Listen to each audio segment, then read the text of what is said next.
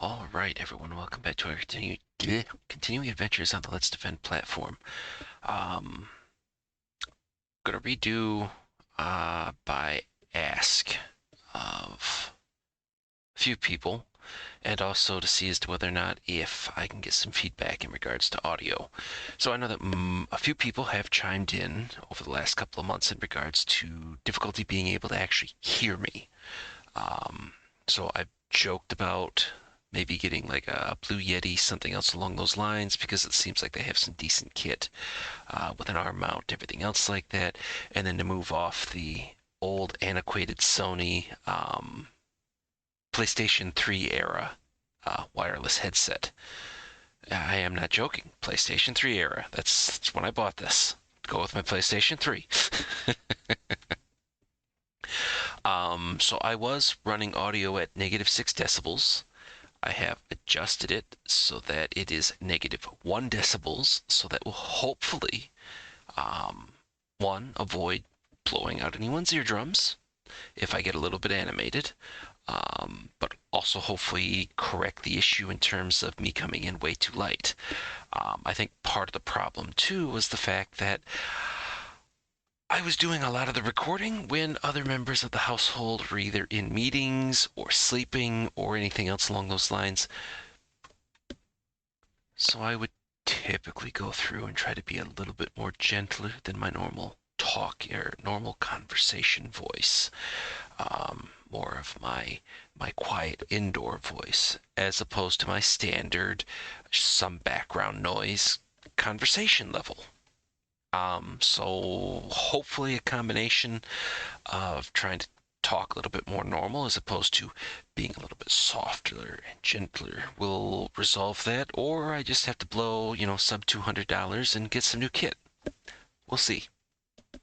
So that's the slash audio test. The other aspect is that apparently people have been asking in regards to not understanding how to do some of this in regards to the challenges. So I figured we'd go back to the very beginning for the phishing email. I think it was like 2 years ago that I did this.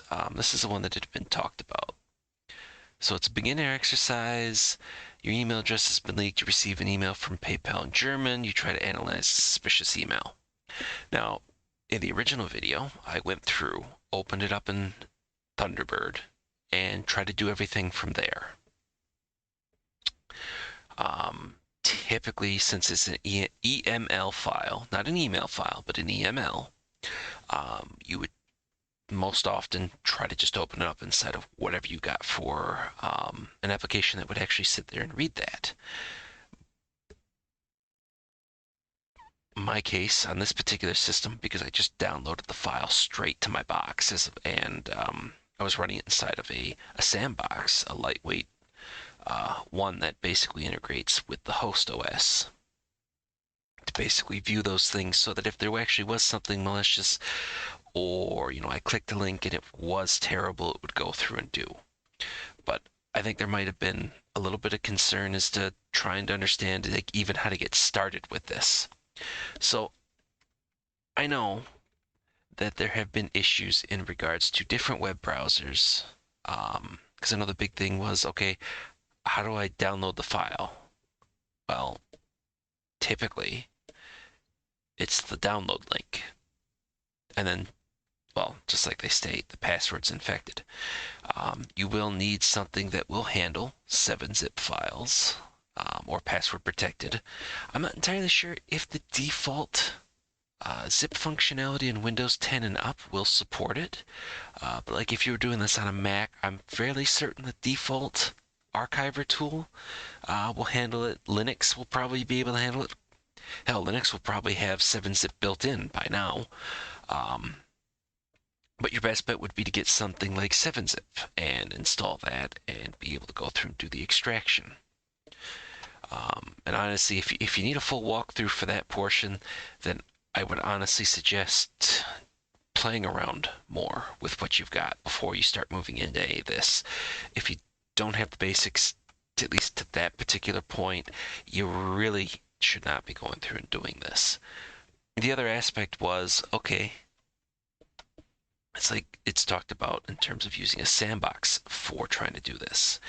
Now, you don't have to. At the time, I was using Sandboxy. I know that they have a free version that try to isolate some of the stuff. So you could try playing around with that. You could get VMware Workstation, or if you wanted the non-pay for option, go grab VirtualBox. Stand up a virtual Windows machine, a virtual Linux machine, whatever the case, that you would feel more comfortable going through and doing analysis in. And because it would be a full operating system and you can pull the internet connection at any time, you just come here, pull the stuff down, go from there. Now, if you were to use the built-in sandbox, like say we wanted to do that here, because I use it so incredibly often, I don't even know how to typically stand this up um, without anything else. So bear with me for a second because I don't know. And this particular portion, and I'm not afraid to say it, I have absolutely no idea what the hell I'm doing. I'm okay with that.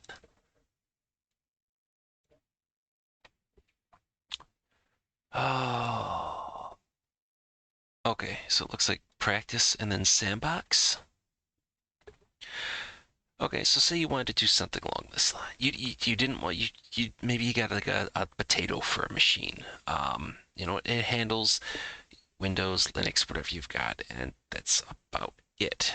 Maybe you just don't have the resources to go through and apply to that. Fine. Assuming you're at a subscription level where this is provided for you, you can do either or. And then you can use what they've got there. So like for instance, we'll start a Windows machine and we'll kind of take a look at that particular aspect. So the other aspect is, okay, you extract out from the phishing, you download the file, the phishing challenge.zip, you extract it, you use infected for the password, and now you're looking at a paypal.eml file. I mean, if you've got Sublime or Notepad++, you could just right click on the EML file, and in your pop-out bar or context bar, you should have Edit with Notepad++, like I do in my particular case. And, oh, excuse me. If you left click on that, you will end up with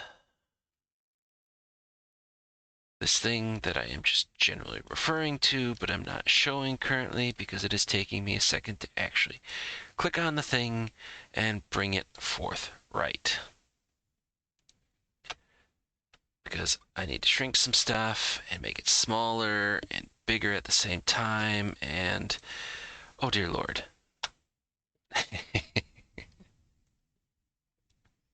Okay, so we'll do the transition. So this comes over from here. So this is the contents of the email. So at the very top, we get the header information. So we can see that it was delivered to that crystalayla@gmail.com. We can see the return path. We can see the received from addresses.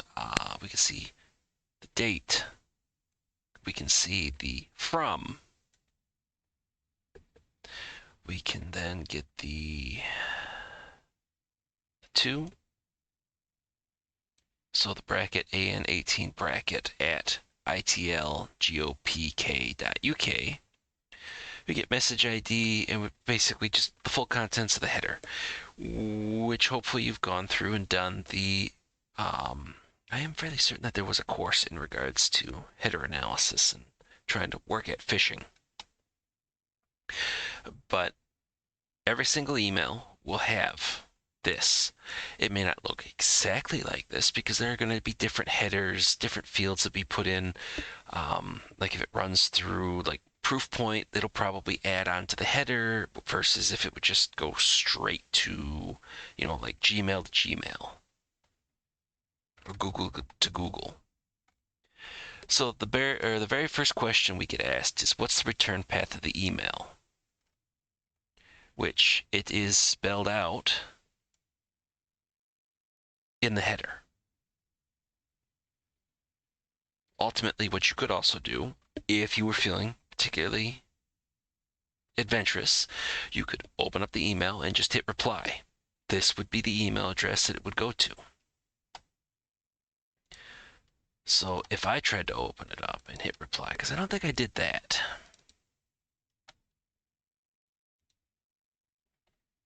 In the slightest. But effectively, you're going to get the stuff that's outside the brackets, I believe. Although I think at the time I had to do curly brackets, and obviously they didn't take that particular aspect. So, yeah, okay. Even if you look at the hint for this, it's check the return dash path field. Remove the angled carets. Okay, so I got that open up now. So if I come down here and do... So again, this should look reasonably familiar if you've watched the original video. And of course, I can't do reply and I can't do forward because I don't have anything set up. So that kind of makes this a kick in the posterior. I can't demonstrate it because I don't have an account set up. This is just Thunderbird here just for being able to go through the analysis. So that's going to be kind of pointless. So we'll get rid of that. So there's the return path. Again, we are doing header analysis in regards to this. The next question moves on to, what is the domain name for the URL in the email? So, and how these typically get broken out is header will be at the top, contents will be at the bottom. Attachments will be somewhere within there. Typically, I think I've seen them mostly in the middle.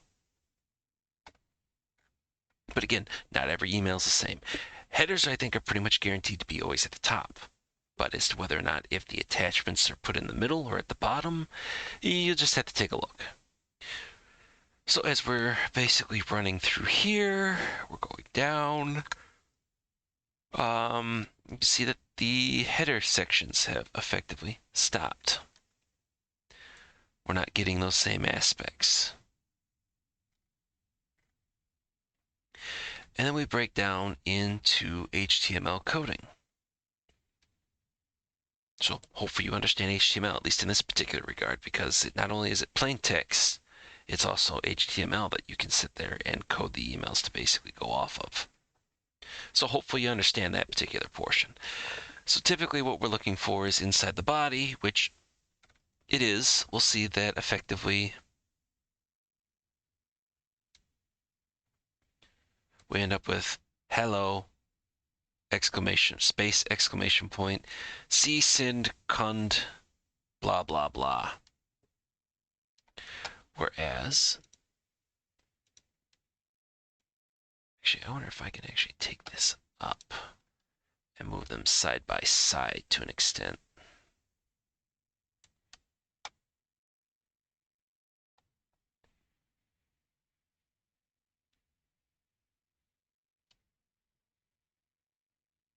Yeah, I should be able to, let me make the adjustment quick and bing, bang, boom. Okay. So we are matching this particular portion here. We've got the nice little, this is the link to the storage.google APIs. This is also a link to storage.google APIs. That is also a link to the Google storage.apis. But let's see if we can effectively map out here. And is it because it's not the active screen? Yeah. So we're mapping this out together.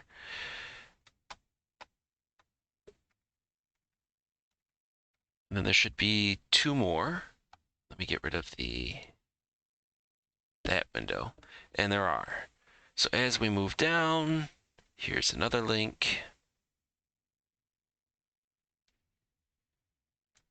That was the one where the information, so it's going to cost 1,000 whatever. And as we go further down, this would have been the button. Again, hopefully you remember your HTML. So a space ref equals double quote and then the actual URL and then double quote. We want the stuff that's inside double quote. So that's the URL and how URLs are broken out. The only actual part that we care about, since the question is the domain, is the storage.googleapis.com.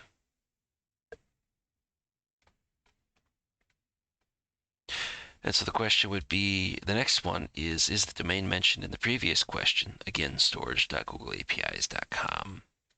Suspicious? The answer is yes, because this is supposedly a PayPal email. At no particular point was Google mentioned at all. Or I'm at least assuming that Google's not mentioned at all. I don't think I ever actually took the text and converted it. So, I mean, maybe it actually mentions Google somewhere within there, although I would imagine Google in German would be Google, but what the hell do I know? Yeah, German detected. So give me 1 second. Let me swing this stuff over. And so here's the Google Translate page of the text pulled out. You are AUP PayPal Rewards customer, and we have been waiting for your confirmation since August 9th, 2022. This delivery is for you. To activate delivery, please confirm. And then, of course, you end up with the double dots.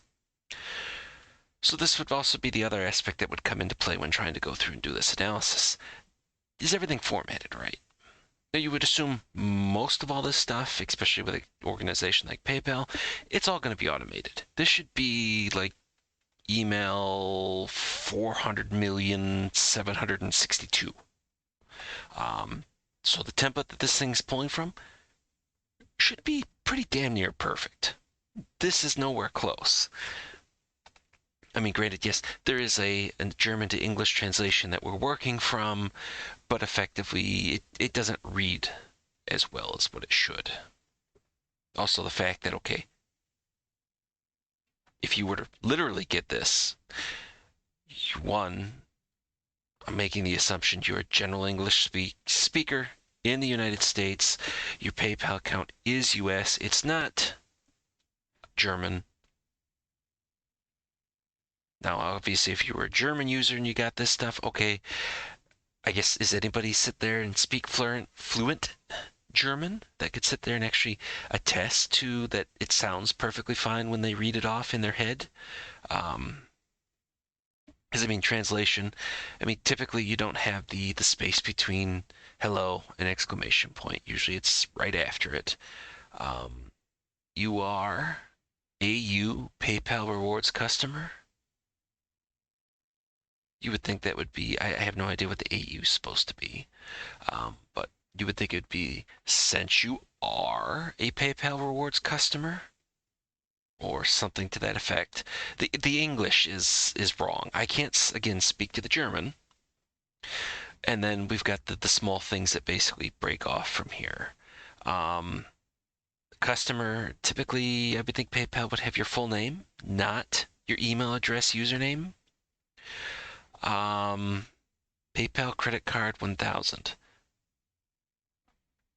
You would think that would be PayPal credit of $1,000 or 1,000 USD, 1,000 Deutschmark, or would it be euro since it's now the European Union whole thing? That again, the misspellings.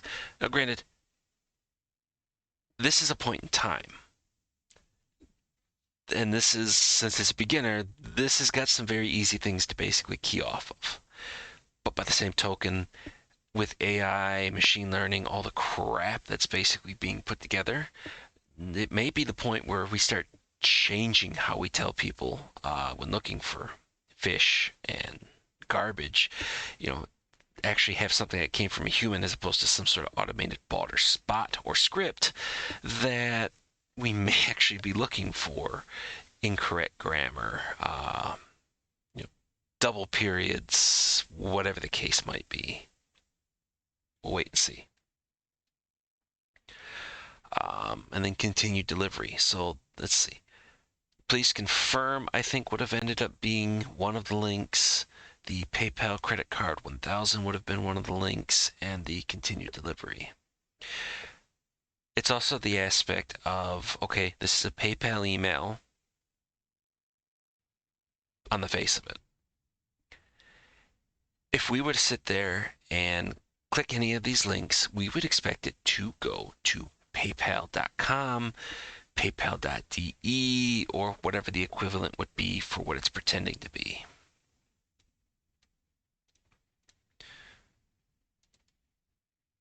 But it doesn't. It goes to some weird storage.googleapis.com. So it doesn't match what you would expect. Now, granted, there are legitimate emails that have tracking telemetry sites popped in. So this is not always a hard and fast rule. There are exceptions. The more you do of this, the more you will see of the actual tracking aspects. So you'll take the domain in question and run the stuff back. Also, the fact of the subject. Granted, yes, it's in German, but it's flippin' atrocious.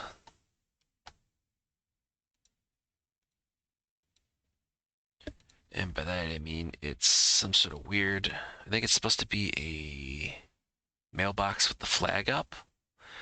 And then a bunch of German that's bold, and then a bunch of underscores, and then numbers. Added to the fact of PayPal is typically all one word. It is not star, capital P, period, capital A, period, capital Y, and so on and so forth. And of course, you actually see what the email address that it's showing is from is not paypal.com, paypal.de, paypal.co.uk. I'm stretching on that last one, but it's not what we would expect, which basically then stems off from there. Effectively, you would do the same particular aspect. So we're going to jump over here. Let me get the email out of the way. Okay, so now we're inside the sandbox. It's just like, okay, well, how do I go about doing this then? Well, if you've got a Windows box, you can do RDP, which I am just going to probably do because this is just going to drive me absolutely flippin' nuts.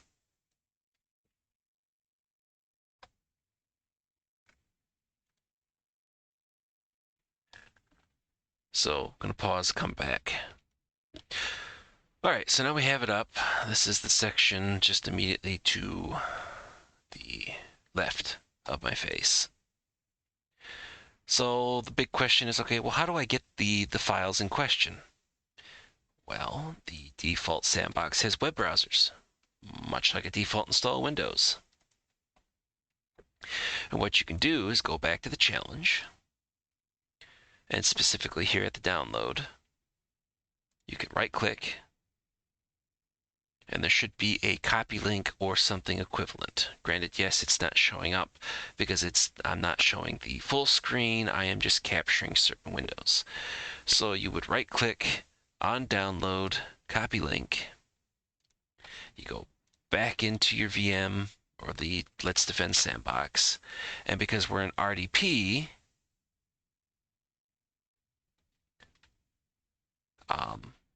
we can do the copy and paste from the clipboard. Since I'm on a Windows system, this is a Windows system. And we dump it in here in the address bar, and it pulls it down, and it doesn't complain. So we go through and try to do an open. We don't have 7-zip on this. Okay, so if I just tell it to extract all, I guess we're going to find out quick. So we're going to do it live. There we go. And there's our EML file. And there's our right click on it and edit with Notepad++. And of course, it's a couple versions out of date. We'll ignore that. And what am I looking for? I am looking to just basically zoom in on this sucker. And so we see the same particular aspect. We get the delivered to, we go and we've got the return path. So it's the same exact file.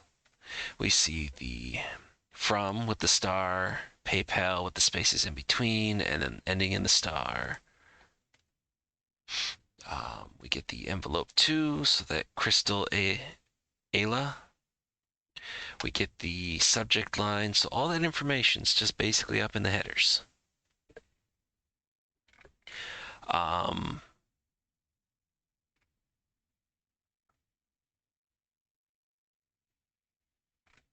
And so if we go down, we'll see the same particular aspect again, HTML, head, body. And if we go down, we'll see that hello somewhere right here. And then the conversation about, you need to click the thing to do the thing. And then we go straight into the actual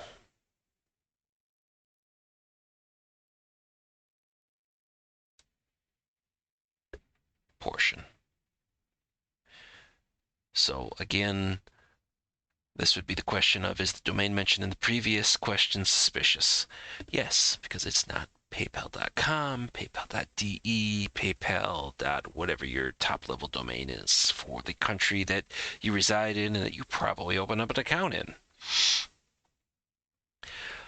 So we go down to the last two questions. Is what's the body of the SHA-256 of the domain? So the domain in question is storage.googleapis.com. We're going to grab that. We're going to come back over here. And we'll just open up a brand new plugin window. Go virus totals, since that's what they want. And we'll just plop it in. Let me make it bigger. Okay, it's 125. So that is a URL search for https://storage.googleapis.com. And of course, it gives us a 400. Well, we don't really care about that. What we want is underneath the details tab. We go down, it'll give us the body. And I believe this is right. The body itself starts in 13945, yes, and ends in 567 Foxtrot 5. Yep. And so basically you're just taking this particular string of letters and numbers, and you're using that as your answer. I think I had the question before. Is if we did a URL check and just did HTTP, it gives us the same thing still. And then, if I remember correctly, if we go and do just the domain, we're going to get, I believe, something else. We get the JARM fingerprint, but do we get the...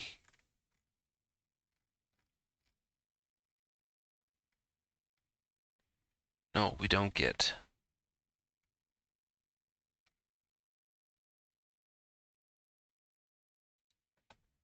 But that's not the end all be all. Like, okay, so what if we took the full URL? If I remember, maybe that was, I think I've seen that question before. So we take the full URL, we pop that thing in, and yeah, things mark it as phishing, malicious, suspicious 12 hours ago. So somebody else has been going through and doing this. And again, we go details, and we come down, and you'll notice the body SHA-256 hash is different. This one starts in Alpha Echo and ends in Charlie 22. Nowhere close to what we had for the other ones. But again, what's the actual question? What is the body SHA-256 hash of the domain? Not the URL, not the link. So understanding what's being asked and understanding the difference between domain, subdomain, TLD, and a full URL slash link in this particular case, again, you've got to go back to basics. You need to understand that. So that breaks down all but then like the last question. And then that is the value judgment. That is this a phishing email?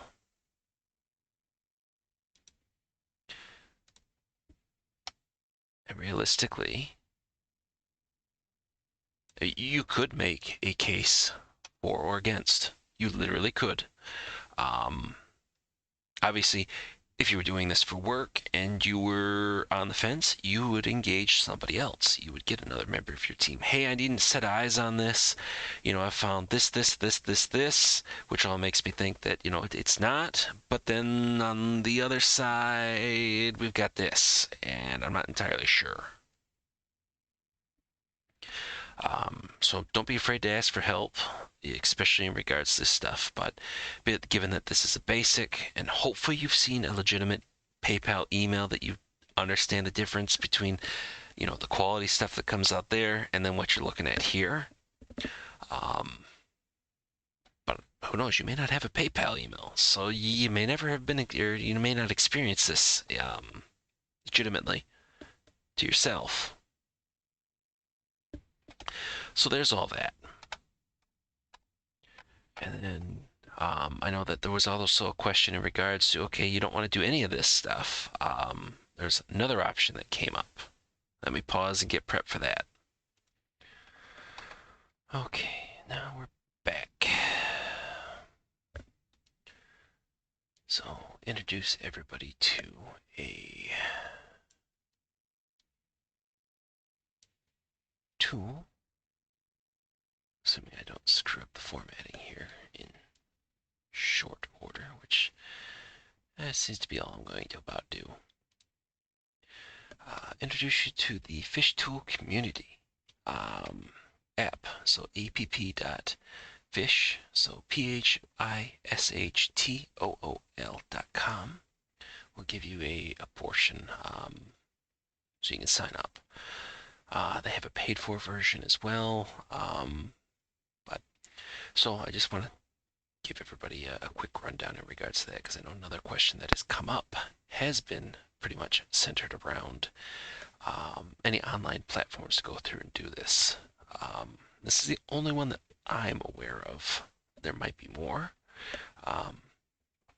So I've still got the Thunderbird pulled up so you can see the difference between them.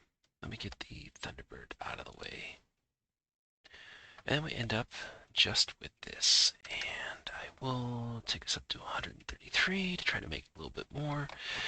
So this basically, you can take what can you submit? A text, MSG, or EML file. Dump it in there, and then it shows up underneath history for things that you've kicked in. So you're given not a no or go, no go, but effectively it goes through, does some analysis, and gives a couple of things to basically kind of point out. So obviously you can see here's the rendered portion, looks exactly like what we just had observed before.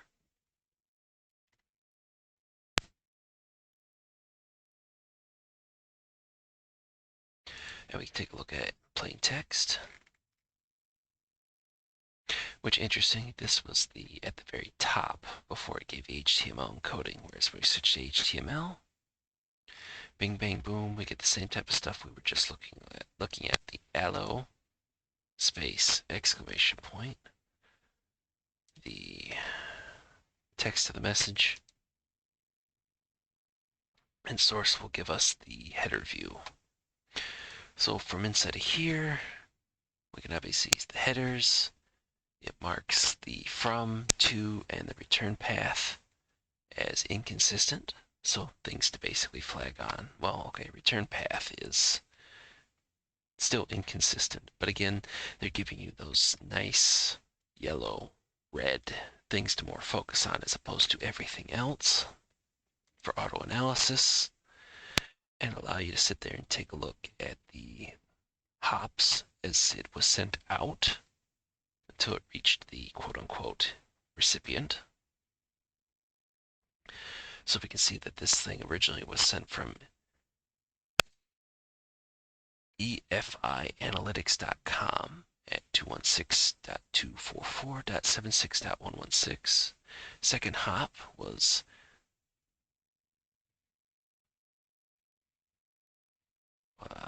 4th Street Hill Forest or hillrestaurant.com at 134.195.196.43. Then it was received by the Google, and then you get the IPv6, which makes sense because this thing was sent to a Gmail address. Again, you get the nice timestamps. You got your headers, which really doesn't give us a whole, or the X headers, it doesn't give us a whole heck of a lot of extra stuff right now for this. And then we get security checks for all this stuff. And so it gives us a result of fail that this designclub.uk.com address does not designate that 134.195.196.43 is a permitted sender.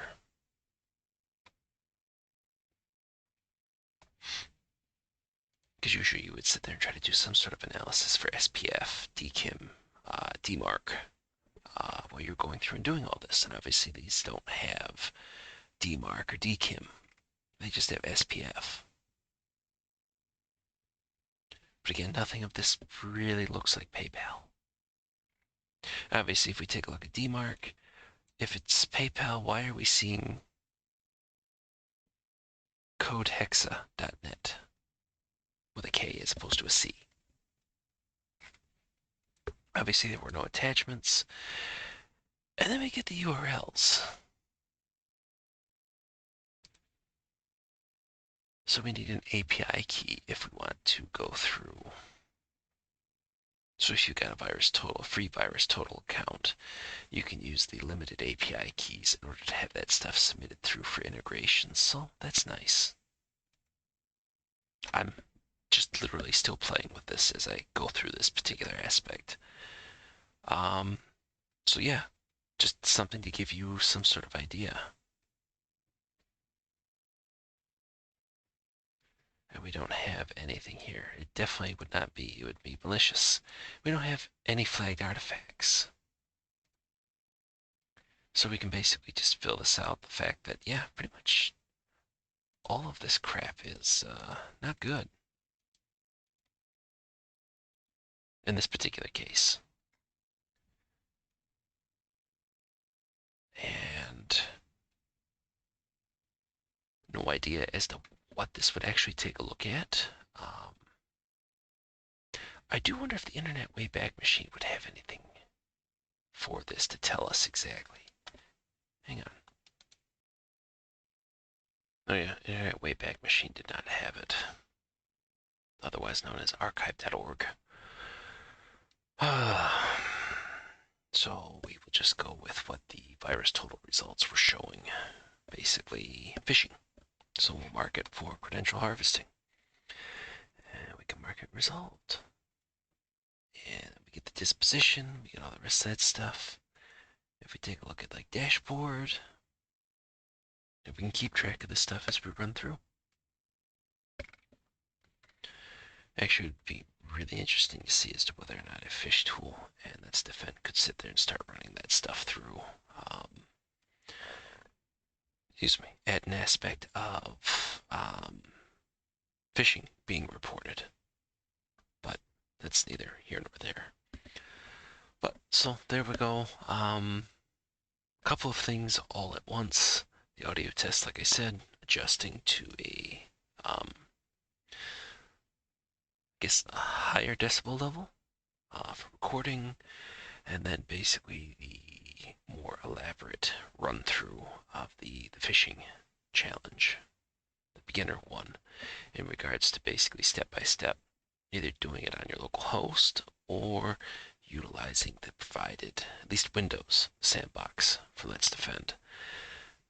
You could do the same thing with Linux, although you would end up having to use the VNC breakout sections on the left-hand side um, in order to do copy and paste. Alternatively, you could then open up the web browser in the Linux VM, sign into Let's Defend there, talk about some inception, and just navigate, download from there, and then basically proceed to follow the same stuff through. I think Notepad++ is only Windows. I know it's not Mac. So you might have to use something like Sublime or something else like that, Nano, whatever, in order to sit there and open the stuff up and take a look at it. But, so there we go. That's a quick run through of, oops, that stupid thing was still there. Dang it, I thought I got rid of that. Whoopsie. So it's been sitting there this entire time. But yeah, so fishtool.com would be something to take a look at for an online platform. Much less with as long as you're not overloading the VirusTotal APIs, you'd be able to get there and get a central pane of glass for trying to go through and deal with some of this. Yeah. So enough waffling. And again, the quick run through. So shout out to Fuji for making the challenge. And then hopefully this has been a little bit louder, clearer experience as opposed to previous ones. I'll await feedback. And with all that being said, I'll see everybody in the next video.